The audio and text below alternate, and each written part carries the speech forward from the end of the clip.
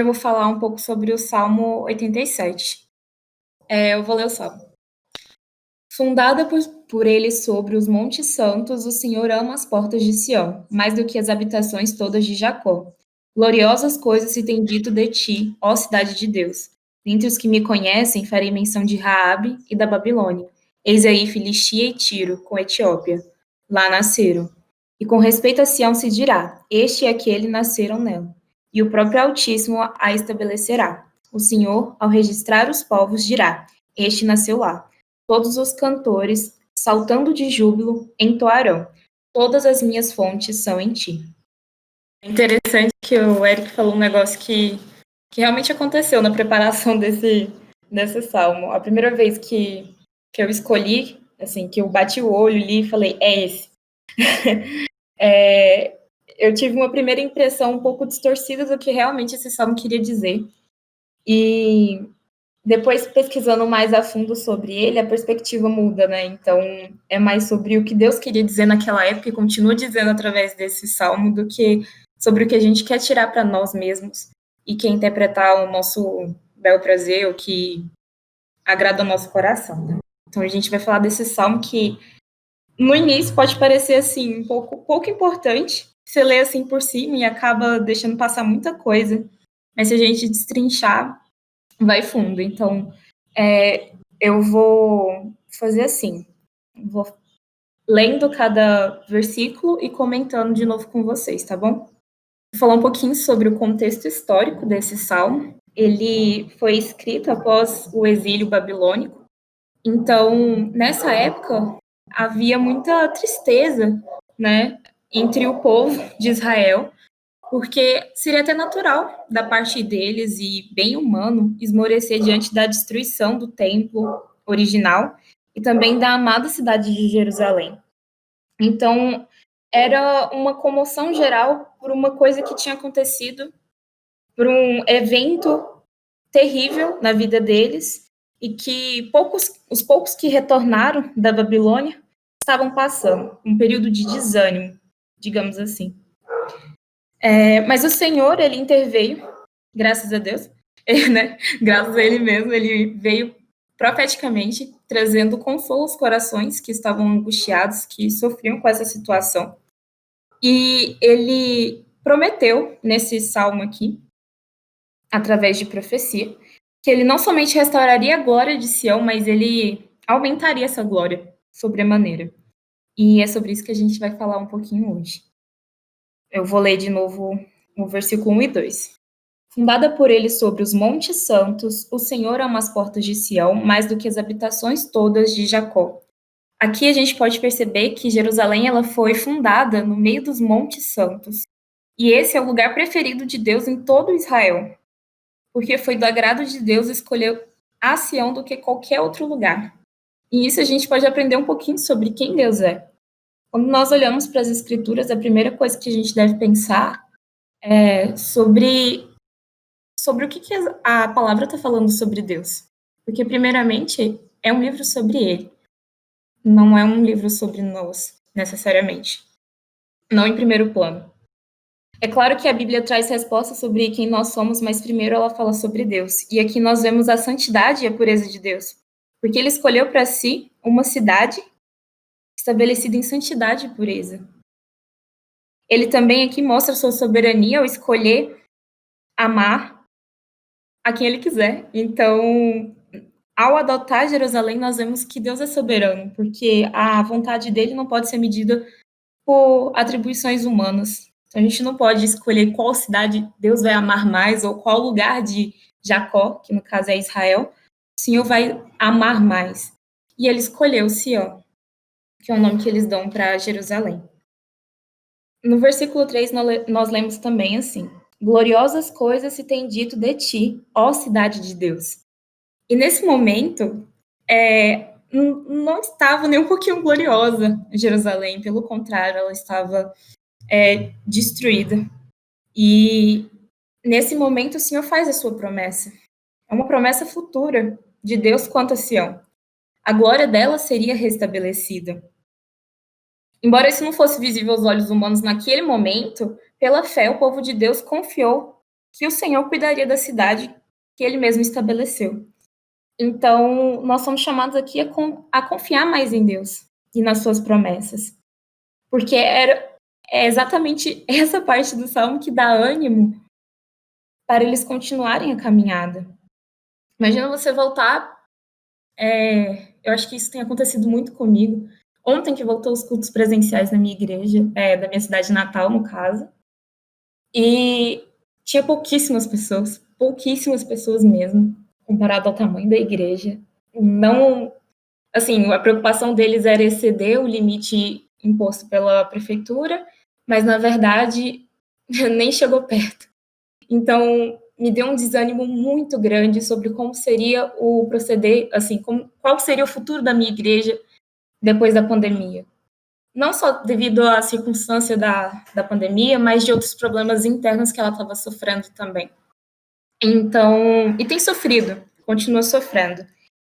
Então, me veio um desânimo tão grande, e lendo esse salmo, dá para ver que a cidade de Deus, ela continua, e ela continuará firme, porque o Senhor prometeu isso. E a gente vai conversar um pouquinho mais sobre isso mais para frente, então eu vou continuar no versículo 4. Dentre os que me conhecem, farei menção de Raabe e da Babilônia. Eis aí Filistia e Tiro com Etiópia. Lá nasceram. Aqui, Raabe é utilizado para substituir Egito. Eu não sei qual versão vocês estão lendo. Na minha, que é a Ara, está escrito Raabe, mas significa Egito, é um nome dado para Egito.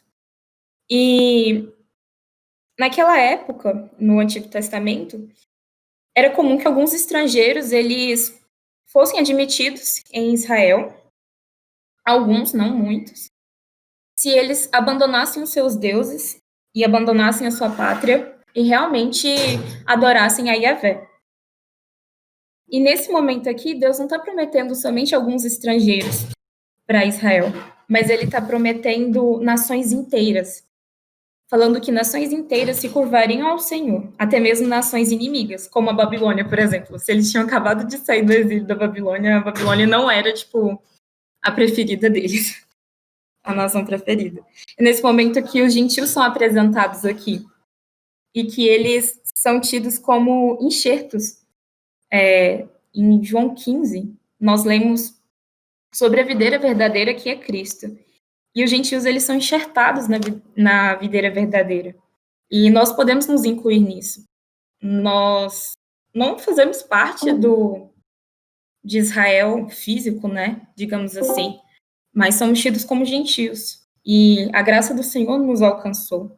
Nós fomos enxertados em Cristo e nós fomos contados entre os israelitas. Versículo 5. E com respeito a Sião se dirá, este e aquele nasceram nela, e o próprio Altíssimo a estabelecerá.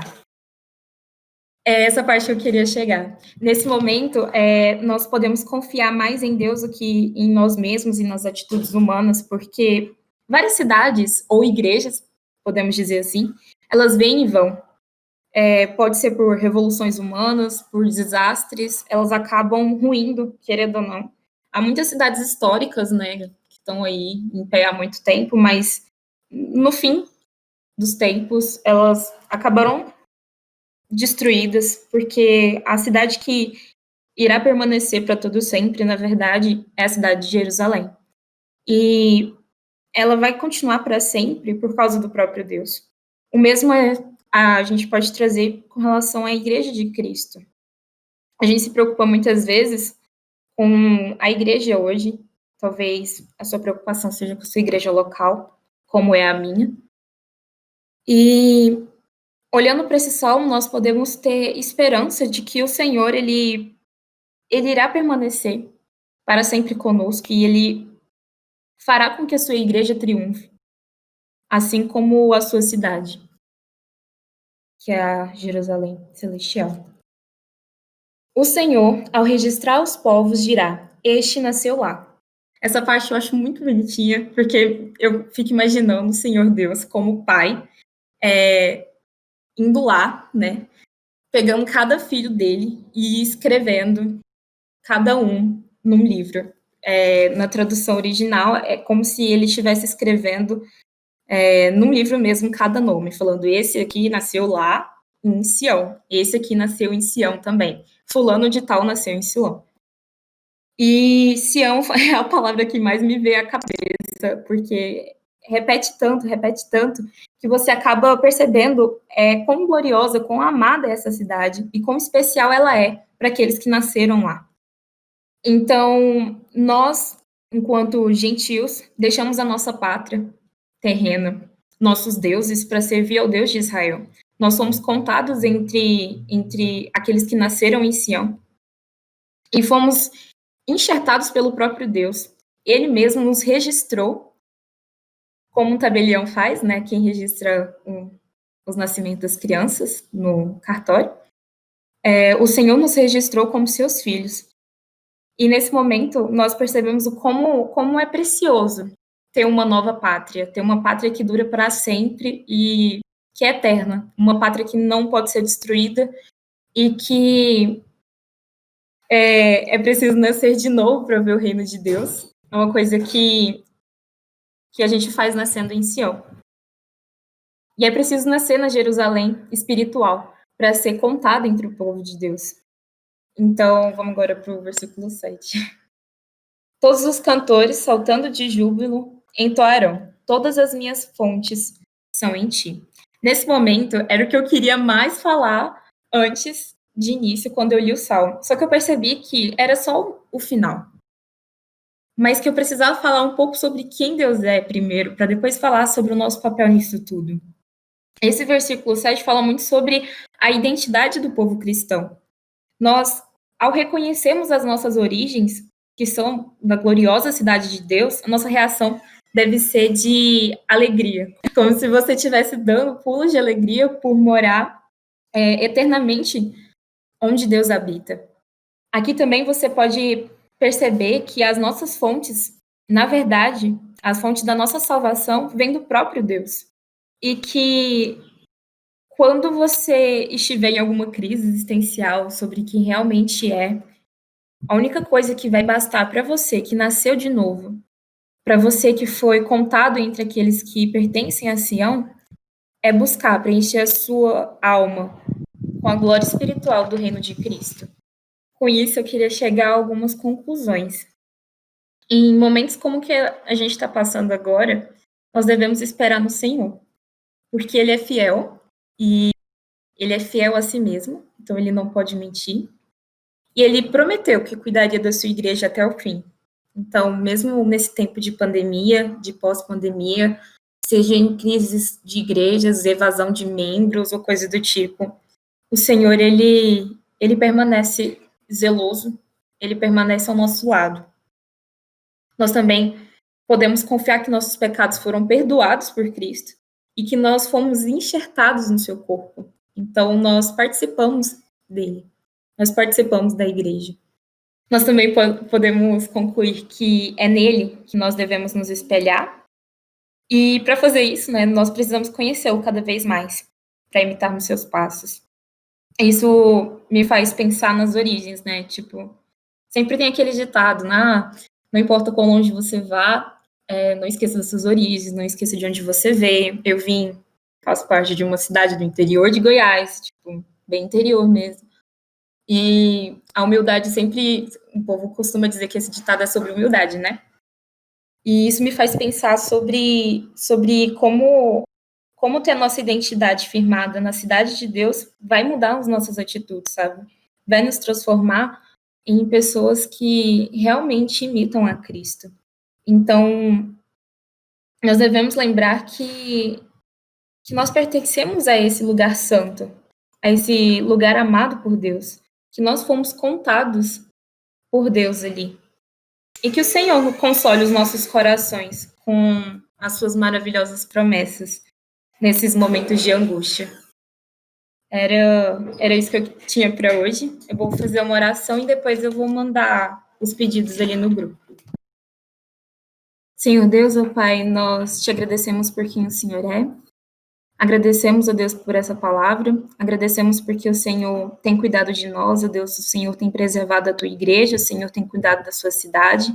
Agradecemos a Deus porque nascemos de novo em Ti, nascemos de novo e nós estamos registrados em Sião.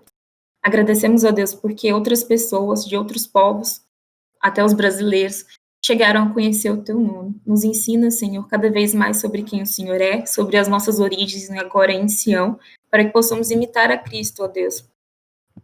Para que possamos ser pessoas mais semelhantes a Ti, ó Pai.